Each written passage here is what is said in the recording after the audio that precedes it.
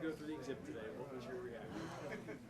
Well, my mind was, not only was it blown, but it was bended, you know, it was mind bending.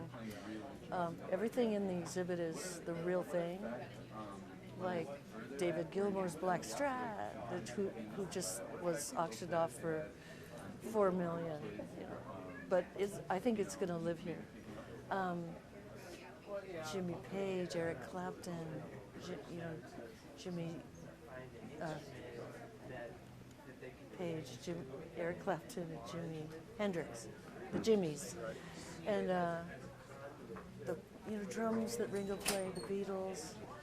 It's just overwhelming for somebody like me that grew up with all the iconography of what came through those instruments, and who played them, who touched them, and who loved them, and the music. So that was, formative stuff. And nowadays it feels very super rare, and especially they have the garage room in here where people can actually come touch good instruments and learn and have teachings and or jam or whatever. So I like the hands-on, humanized version of what doesn't feel like a museum, which is usually more arm's length, clinical, This is really the real thing. I don't think there's anything quite like this, and it's very meaningful. Tell us about your contribution to the exhibit and how it feels to see my instrument up there, to have my ovation on the wall next to all, like in the rooms with all of those other unbelievable, iconic instruments. I'm kind of like the not worthy, but I'm happy to be there, and I feel blessed and really, lucky.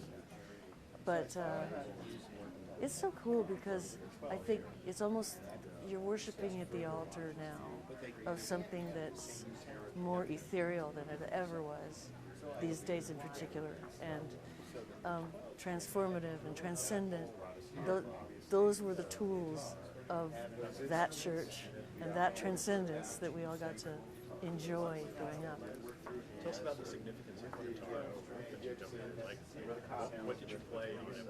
Oh, well, in the late 70s, I was writing a lot on that guitar, and stuff like Dog and Butterfly and some of the better known, acoustic heart songs. So it's a dear friend, and different guitars in my life that I use now, they're my go-to for that particular type of a song or feeling. That acoustic does that. But one of those three electrics will cover me everywhere else in the world of electric, tonality and sensibility, so, and emotional things. So it's cool to be a musician and be here. Speaking of being here, you're one of the select We're one of the, how does that feel to be out of 330 of all time so far? That's, when I heard that tonight, I was like, that can't be true. But I think we've never been like anyone else, so I think we got a little more noticeable just by being so different. We grew up doing so many styles of music in our family too, that we were never stuck in one track. So we explored a lot musically, and we still are. But I think the poetry of that and the exploration of that maybe is what got us here. Do you have any favorite Cleveland concert memories? I know you've been through a lot. Cleveland concert story?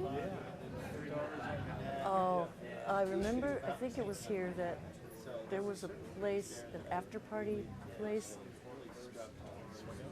Swingos. And it was so weird for us to go to Swingos. It was such a sceney scene, but a Cleveland sceney scene. So it was very kind of rock rugged and sketch, a lot of sketch going on. but so Swingos was like, the next time we came through, it was like, come on over to Swingos after the show. We're like, no, no Swingos.